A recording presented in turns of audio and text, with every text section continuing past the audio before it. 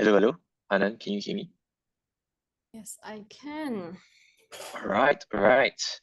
Um, GM everyone. I see some GMs in the chat. GM, hope everyone's doing well. Welcome to the last workshop in our series for this hackathon. This time around, we have a very, I think, suitable workshop. It's called Hackathon to Funding, Why Launch on Virtuals. And we've got the best person to talk about this, Hanan, who is our ecosystem head at Virtuals. She literally speaks to the best teams in the space every day about launching with us. So, please take this opportunity to ask everything you're curious about, about launching on Virtuals, why Virtuals versus other ecosystems, and our launch mechanics, stuff like that. I think this will be a more interactive session than the previous one, so please feel free to drop your questions in the chat at any time. And yeah, Hanan, I'll let you take it from here. Yep. Hi, everyone. Thank you for coming on a Tuesday afternoon. I'm going to wait for a few more people to hop on the call as I see a few requests to come in. But we can kick off by way of introduction. My name is Hanan. I lead ecosystem at Virtuals. Prior to Virtuals, I was investment lead at another crypto fund called Outlier Ventures. And before that, I was working for a Web2 fund and then the Gates Foundation. So my journey has always been on the investment side. And this is going to be relevant to what we will speak about today, which is all about capital formation and funding, and why Virtuals is forming a new form of capital formation innovation within the space. So I would love to just extend an invitation to everyone to, turn off the mic, unmute the mic and just ask me any questions as and when I will be speaking in this presentation. It's going to be a short presentation because the key outcomes expected of this conversation is A, what is our launchpad and the mechanisms underpinning it, and B, how you can benefit from it. So those are the two objectives that I'm trying to deliver today. So you guys have had maybe 6 weeks, Matthew, or 8 weeks with the different workshops. It's a very cool time for you to now learn a bit more on how you can benefit from it. I'm going to try and share my screen. Just give me a few seconds because we haven't used Zoom in a little while, at least myself. So give me a second to do this.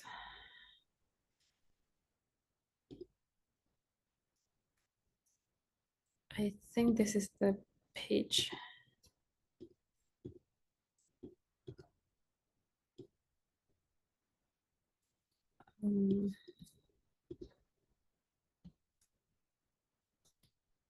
Okay, so I apparently need to quit Zoom and reopen. So I'll join in 1 second.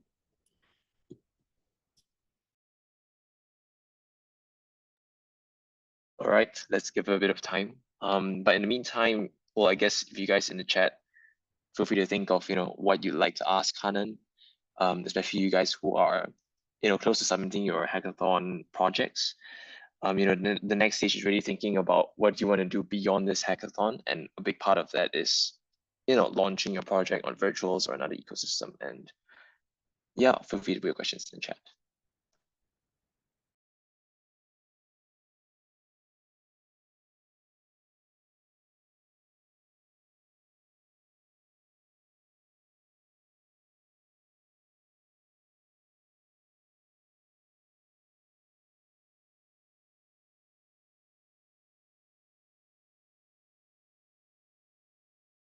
Apologies for that. Let's try and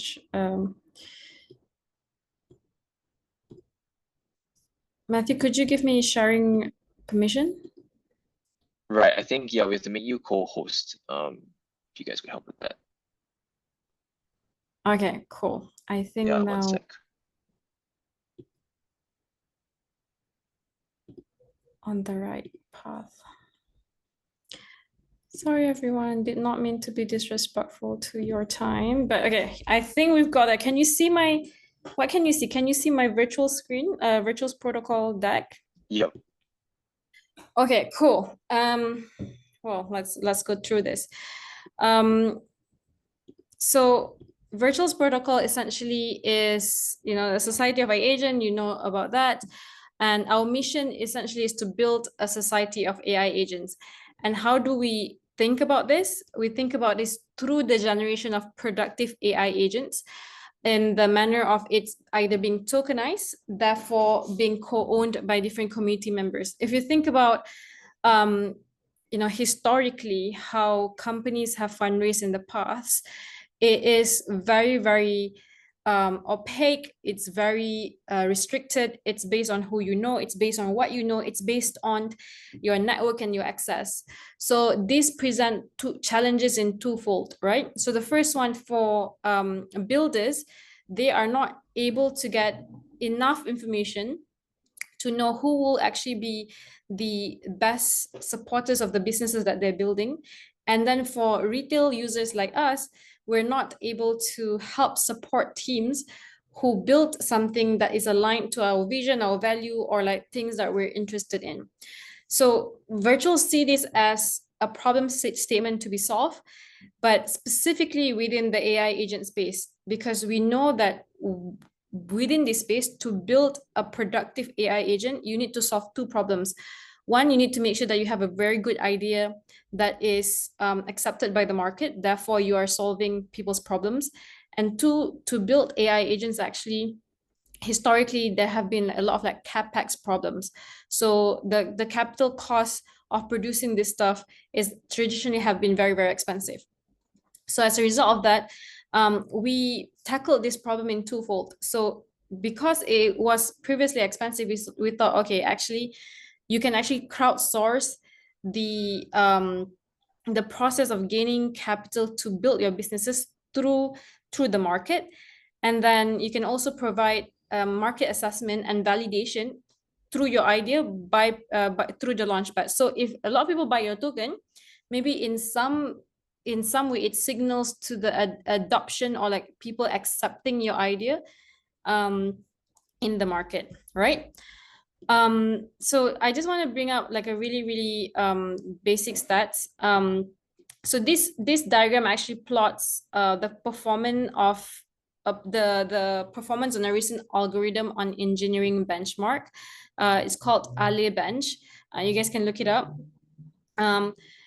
It shows that Ale agents should higher performance compared to all the other agents. So Ale agents are agents that actually perform better through a specific objective driven algorithm, which are the kinds of agents that we're building within virtuals.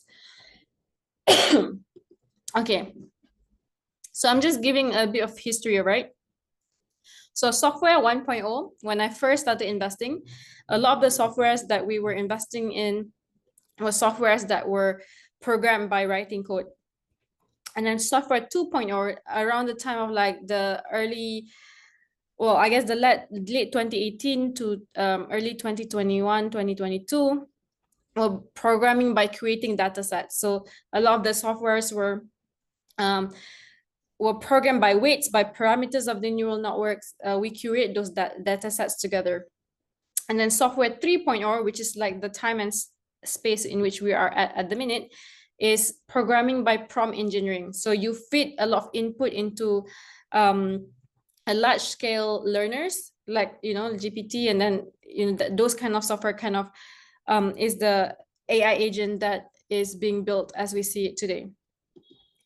So when we combine agent layers and software 3.0, we believe the opportunities are endless. There's so many different use cases that you can experiment with. Give me a second.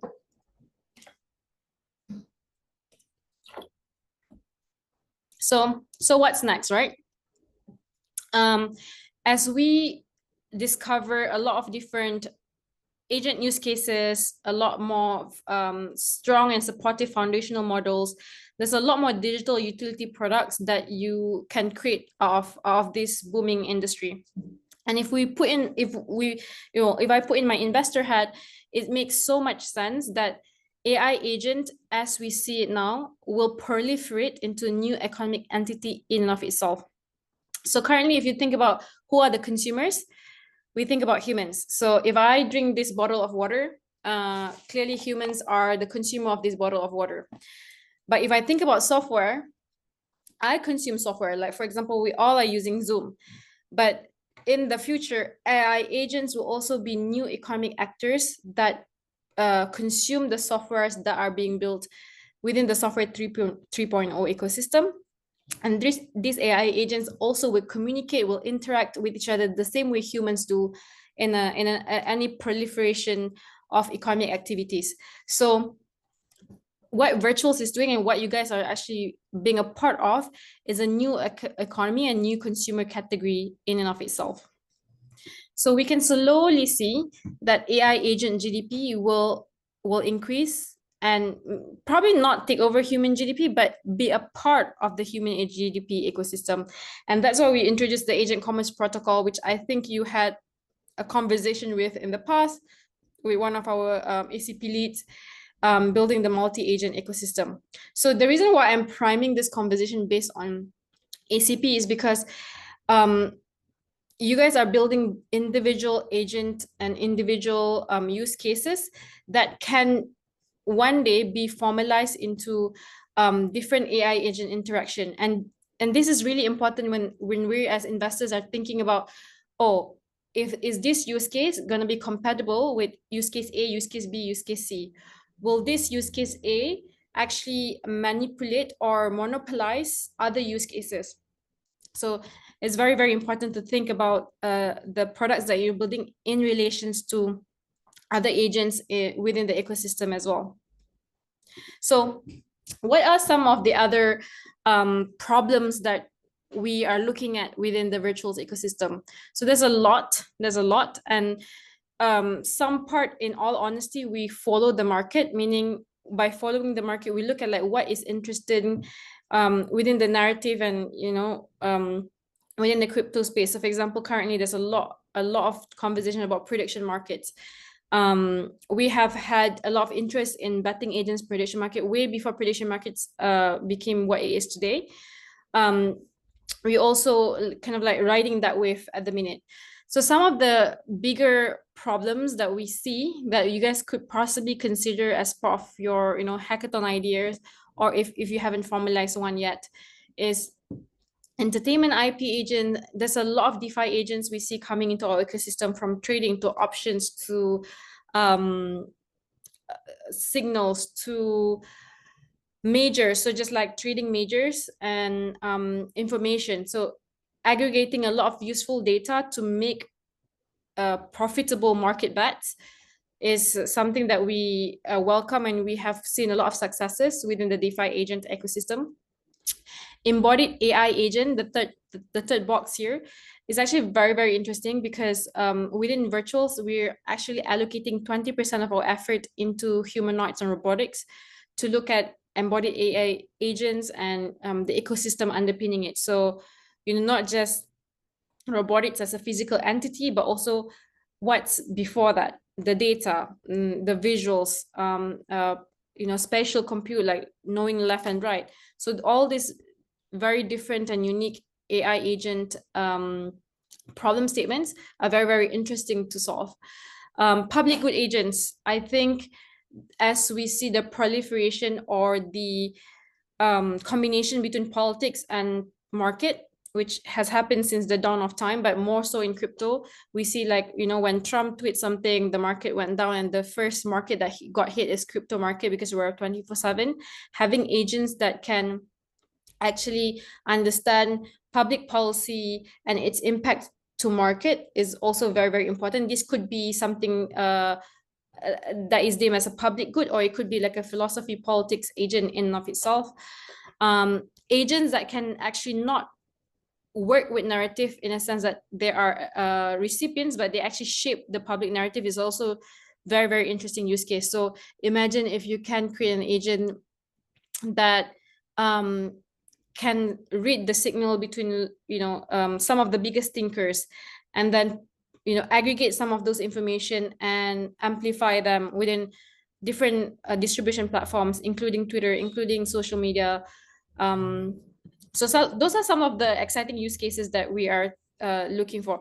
All this is to say that, yeah, build with virtuals. But now we're going to go on to the more exciting part, which is funding, which is how do you actually think about capital formation once you have this idea, once you have understood that you want to build the agent, you have built a team to build the agents with, you need some form of capital, right? So that is when the launchpad comes in.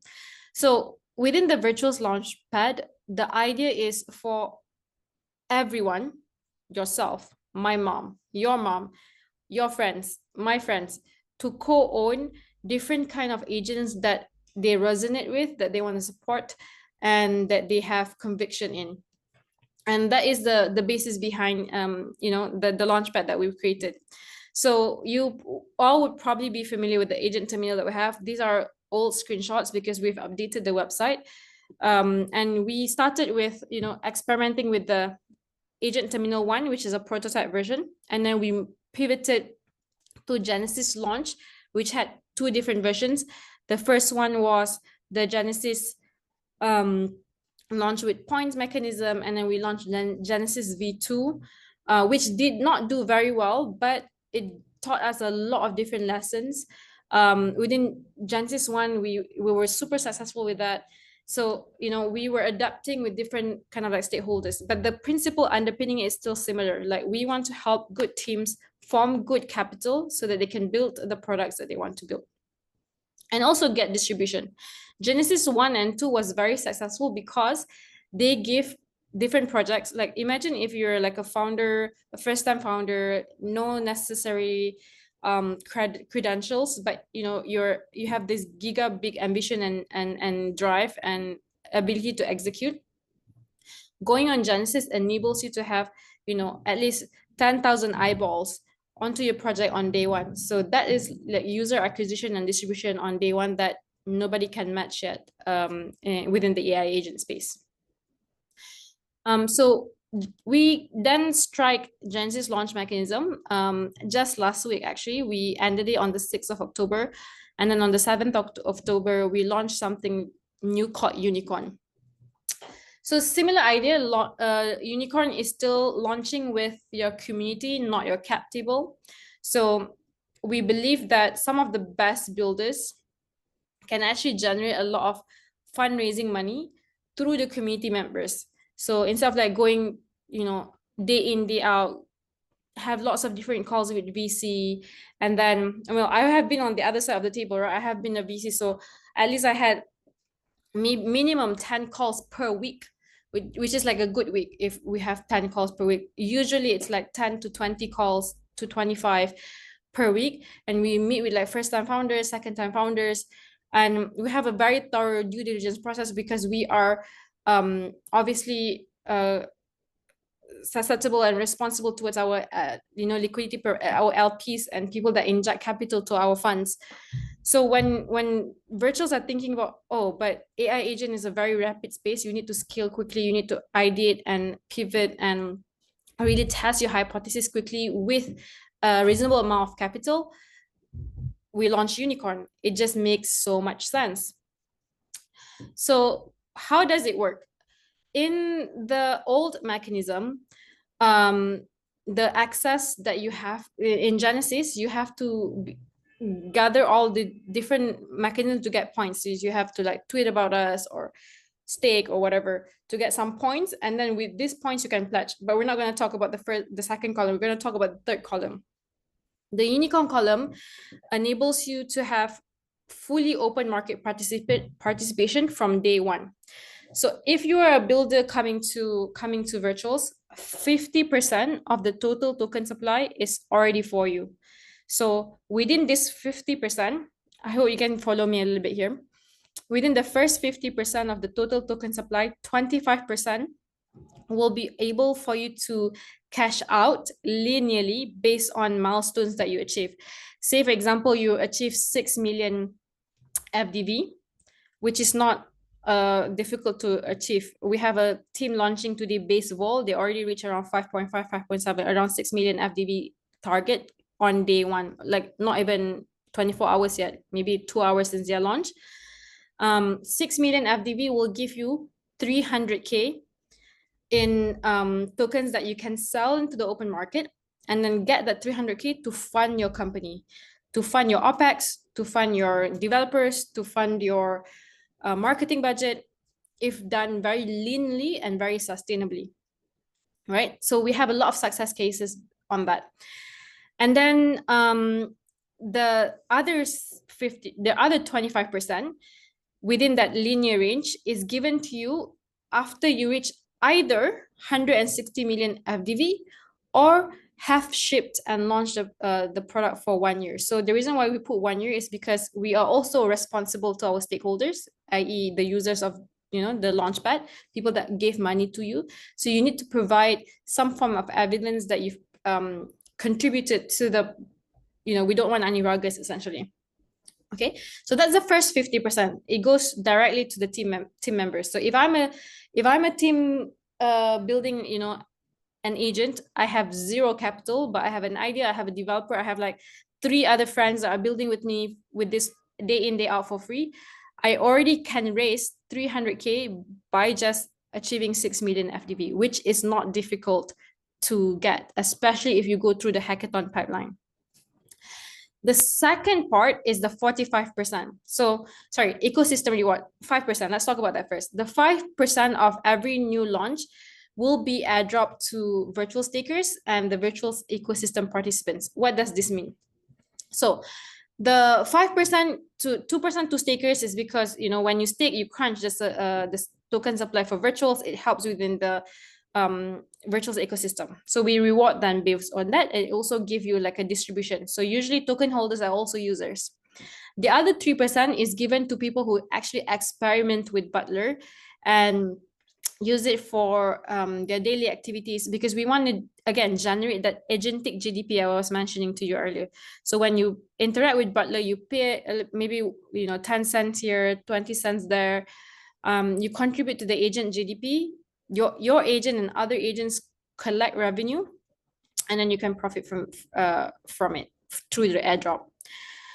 And then the other 45% goes to the open market. So 50% team, 5% ecosystem virtuals, 45% open market. However, you are able to actually be the buyer zero from this 45%. So on launch day, you can say, hey, I actually want to buy 10K USD worth of the 45%. That will give you around roughly, I think, 18% of the total token supply.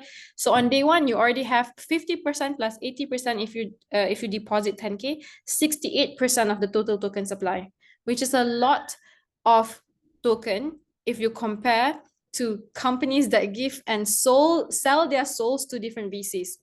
One of the VCs I used to work for took 7% or 6 to 7% of total token supply just for like a few months of work. You are actually circulating that supply to the market, in which you can purchase it in the open market if you want to have total control over your company, right? So at most, you will get 95% of total control over your company if you buy the other 45% as buyer zero, which is really cool because you're not taxed in the first as the builder. The public is taxed 99% in the first 99% to 1% in the first 98 minutes of the token launch. And yeah, the idea behind all of this essentially is to provide different builders with enough and sustainable capital for them to build in the long run, and then they can scale linearly. They can scale directly with the trading activity. So the example that I gave just now, you launch your token, maybe you buy, I don't know, 10K, you get 68%. And then you also get the trading fees from the trading volume. You get trading revenue from the trading fees that we take. So virtuals charge 1% trading fee, 70% of those are given back to you. So on day one, you already are recurring revenue in addition to the 300K that you raised just now from the 6 million FDV. This is wrong, actually. 6 million FDV would actually raise you 300K. I need to fix that. So I'm gonna pause here and then I'm gonna continue next with the virtual venture side. But if you have any questions, I'm gonna open it to the floor in like about 2 minutes. Please drill me if you have any questions in relation to Launchpad, because it's a very, very useful tool, useful mechanism for builders. I just wish a lot more people know about it. Okay, finally, we have the Virtual Ventures site. So Virtual Ventures is our venture arm.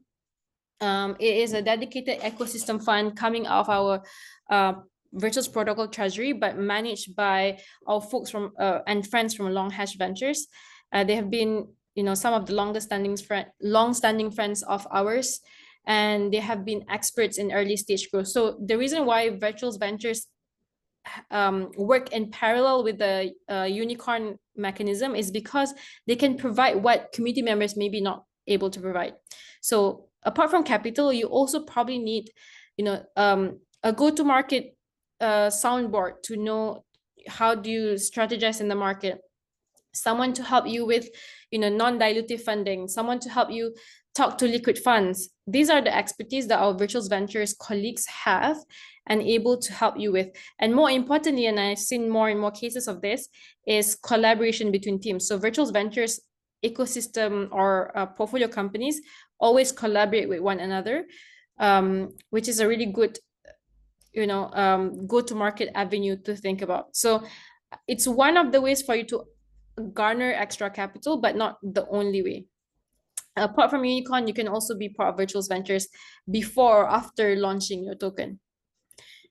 So now I want to talk a little bit about the ecosystem team in general, because the topic of this conversation is like from hackathon to funding. As introduced, I lead ecosystem at Virtuals. I'm based in Europe, specifically Portugal. And we have a wide distribution of individuals and experts all across the globe. So we have, our colleagues in Asia, specifically Singapore and Malaysia here. TP is in China predominantly. Felix is also in either Shanghai or Beijing. And like everyone's kind of remote, but they have like specific geolocation that they are responsible for. We have a new hire, Umir, that came from a hedge fund background, so really, really good in tokenomics, really understand the revenue generation mechanism. He's based in the UK, so he covers Europe. I cover kind of like different geospaces. And we have Burry and Chris Johnson, who is based in SF, where there's a lot of AI teams. And we also have different partners in the LATAM ecosystem. We don't have a presence in the Middle East physically, but I'm part of that equation as well. What other things do we do as part of the ecosystem? Obviously, we have the Virtuals Hackathon, which you guys are in good hands with Matthew here. We have the Venture Partner Network. It's our mentoring and scaling pathway. So say, for example, you want to talk to someone from Wintermute. We have a mentor within our VPN network who works at Wintermute. You want to talk to more like sophisticated builders who've built in the past. We have a lot of those builders who've built with us in the past. And yeah, the goal is to bring virtuals to this 52 trillion economy. It's very new, early days, but yeah, we will get there by funding and supporting good teams like you guys. So yeah, I will now open the floor for any questions that you have. Yeah, I think Lucas has a question in the chat. I'll just like read it out for everyone. For projects that perform exceptionally well, is there a direct challenge to be? Yes, of course. So some of the more successful teams we have seen within the virtual ecosystem actually came from the hackathon. So one example I could give is Soles. Soles won last season's hackathon, and on day one of the Genesis launch, they had 19,000 people pledge to Soles. This is not including people that actually just like look at it. 19,000 wallets and 19,000 people. We equalize the number of wallets to people, but they have a lot of distribution and attention on day one. So naturally from this, We also supported them from just the launch, but also to be recommended within our virtual ventures ecosystem, and then other liquid funds that are interested in them. And then now they're go to market because they're expanding the business, not just on the software side, which is the digital agent that they have, but also on the physical side. They have a lot of different mental health physical products that they're building. So yeah, I think being part of the virtual hackathon is like a shortcut way, if I'm honest, to get visibility and attention. Open source per head that creates a risky investment. Good question. Depends. So, for example, our game framework is not fully open source, and the reason why we don't open source the brains behind game is because like the agent ecosystem is very new and there's a lot of experimentation that has to be done within a contained environment. On the other hand, in the ethos of crypto has to be kind of like super open source.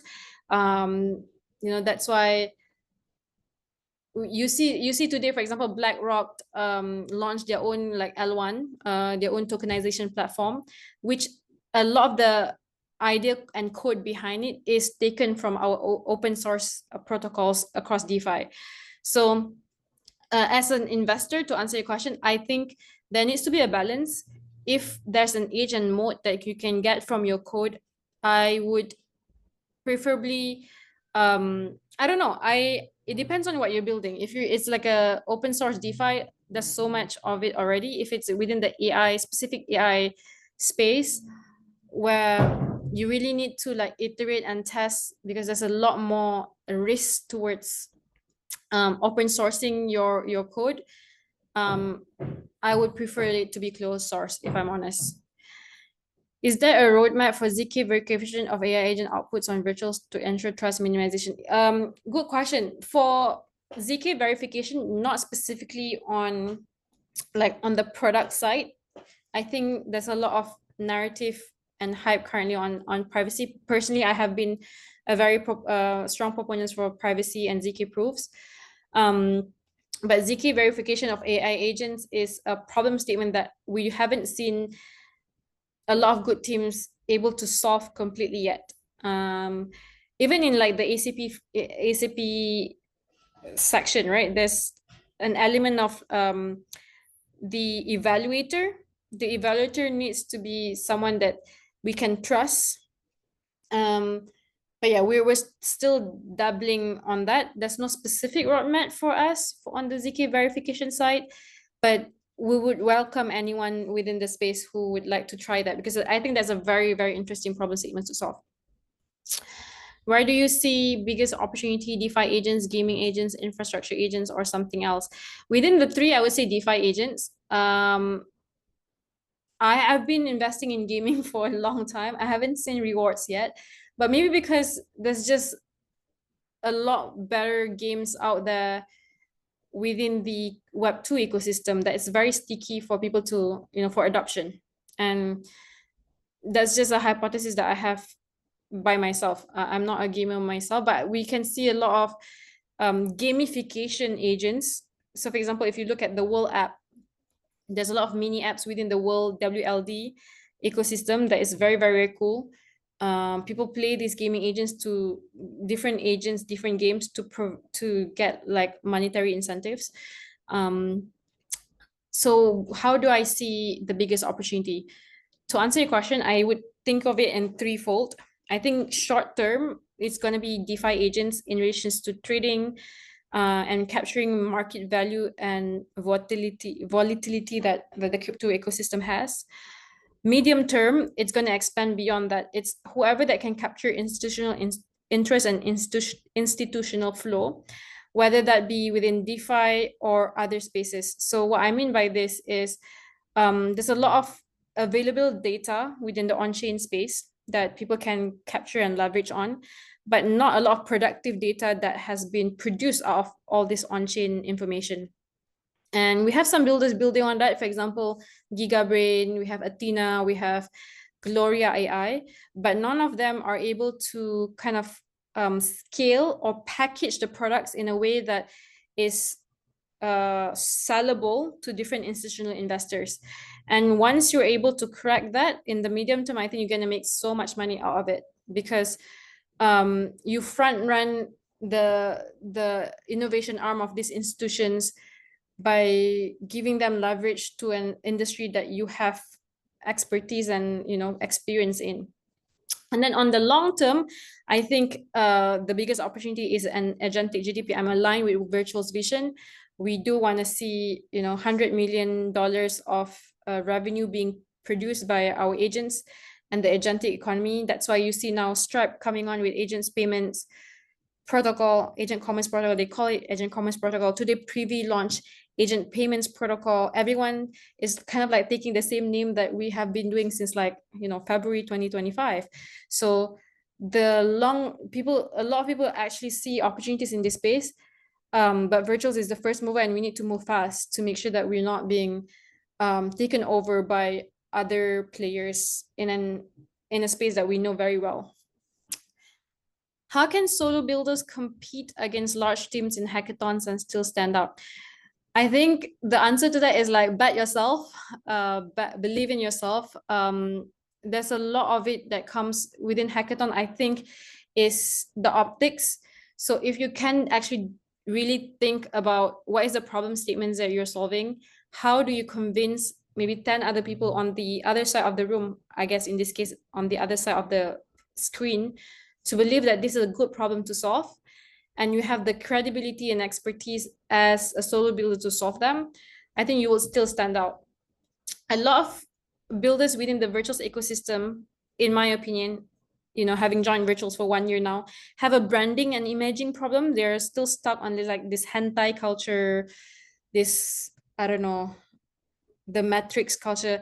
I think the teams that will stand out are the ones that can have unique identification of their own brand identity. So I give you one example. Mamo came to me as with this Japanese hentai, and I told them no, please change into a different branding. I connected them to a very, very, very, very amazing brand strategies that kind of revamp the whole design for Mamo. Mamo is a agent by Moonwell protocol, which provides easy access to everyday users to bank. Essentially, they make it, their slogan is crypto is already so hard, every day is already so hard, make banking easy. But banking is actually just DeFi yield on Mamo. They really turn it around. They have a really cute mascot. So think about a unique proposition that you can have as an individual builder and an individual business that is away from the generic hentai robotics. Be creative about your brand identity, because at the end of the day, you're selling a long-term product. Okay, I hope that helps, Jivanshi. How do you think regulation may impact AI agents as they start handling more blockchain value? Good question. I think regulation will impact AI agents first in different. Well, I have had a lot of debates with my, policy friends on AI agents. If you guys haven't seen me on Twitter, my Twitter is @hananis_. I wrote a lot about policy and AI agents in general.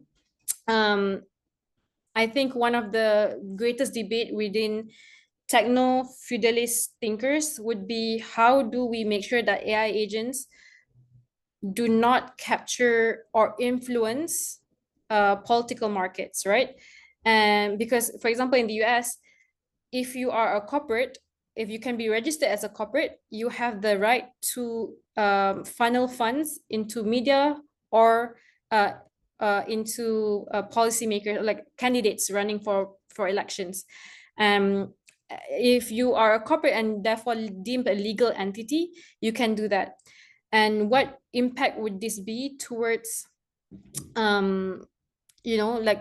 different policies that people will create on AI agent? Will people actually create policies that are favorable to AI agents, therefore benefiting just AI agents in itself? I'm thinking 20, 30 years ahead. For now, I don't think anything would be that big and significant.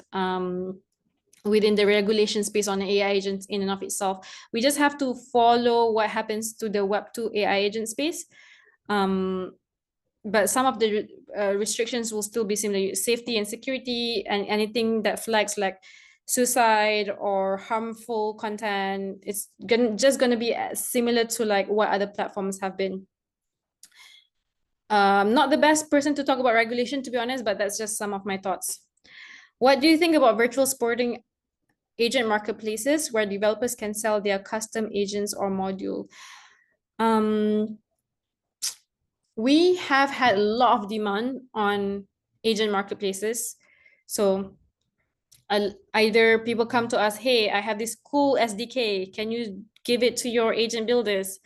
To which I always say, no. Have you built an agent with us? Have you launched an agent with us? How would you know the process and the experience of agent builders if you haven't done so?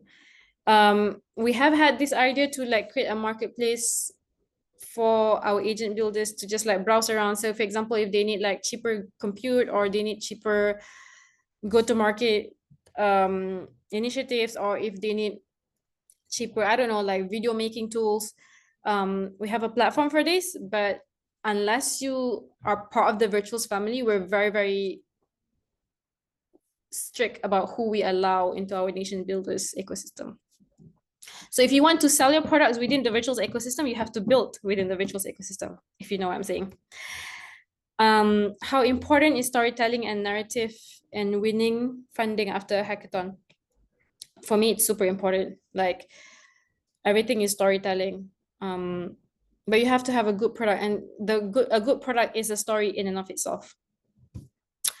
How many projects do you suppose may be shortlisted to be part of the virtuals hackathon demo day? I think 10, right, Matthew? Yeah, probably 10. If they're really good projects, we can add more. Yeah. And what would be some pointers or tips you'd give to all those prepping for demo day? Okay, I love this question because I have been in so many demo days as a judge. I would say, first of all, your environment matters, as trivial as it sounds. I have seen people actually presenting on demo day on a bike. So obviously that's not ideal. Practice your pitch. I would actually recommend people to type their script and then read it and then practice it. Because think about it, it's like 10 minutes of pain, or you have to write the script, you have to sit down, you have to practice for like 10, 20 minutes for something that is recorded, that is circulated, that is actually being used all over again, or like something that can actually give you a lot of money as well. I think it's super worth it to just prep. If you're not a native English speaker, and just practice and find someone who can support you with the ability to execute your ideas seamlessly. So what I mean by that is if you have a really cool product, the key formula is problem statement, solution, product.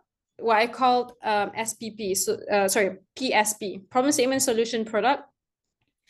Really nailing down these 3 key pointers first is really important, because once you understand, so for example, I say, I am thirsty, humans are thirsty. That's a problem statement. Therefore, I drink, humans need water. The product is a water bottle. So it's like it flows. I mean, that's not the best example, but what I'm saying is really identify the product and the problem statement properly. Then you can explain your product as a solution to the problem statement. And then second tips would be to have a very cool capturing I guess video or demo. It's okay if demo doesn't work. It happens a lot in demo days, but you're able to like back yourself. So for example, if your demo doesn't work, your terminal doesn't work, you know what's next. You know, like, oh, at this point it doesn't work, but what would happen next is A, B, C. Having structure is super important. It's just because if you think about it, all the judges have to look at like 120 applications at least at first, and then they short it down to maybe 50, and then they short it down to 30, and then they short it to 20, and then 10. So when you're presented as a human with a lot of information, you would always want to look at what catches like what stands out. So think about what would stand out for you. Does Virtuals have any plans to integrate ARC 8004? I think yes. We have, I'm not the best person to answer this. We have a lot of conversation on this internally. But yes, we do plan to do something with ARC 8004. How do you build a revenue flywheel for AI agents from day one? Well, follow the virtuals method, I guess. It depends on what your product is. So virtuals have a very lucrative revenue model, revenue flywheel, quote unquote, because we share the revenue with our agent builders. So we share that 70%. And everything is denominated in the virtuals token. So whatever it is, people have to, there's a constant demand for our token. Therefore, there's like an organic demand for our token that increase its sustainability its utility as a token. You need to think about what is the utility of your AI agent and how can you create like one demand, create another loop of demand, create another loop of demand. And that's a really interesting space to solve. Yeah, it depends on what your product is. So if you, for example, you're like a video generating agent, how can this one video and like one purchase of this video leads to scalable other purchases of different videos, and like maybe you upsell, maybe you, it's a very, there's no simple answer to this, unfortunately. Cool. I think that's all the questions we have. Anything else? Thank you to 48 of you for being with me today. Yep, I think that's pretty much it. Thanks so much, Hanan, for your time. I think it was, wise words of wisdom for our listening crowd here. Hope you guys take that in mind when you guys are preparing your hackathon submissions and pitches. So yeah, I think that's pretty much it for today. Our submission is ending very soon, guys, so please make sure submissions go in. Thanks so much. Have a great afternoon, great night, wherever you are. See you guys soon. Thank you. Bye-bye.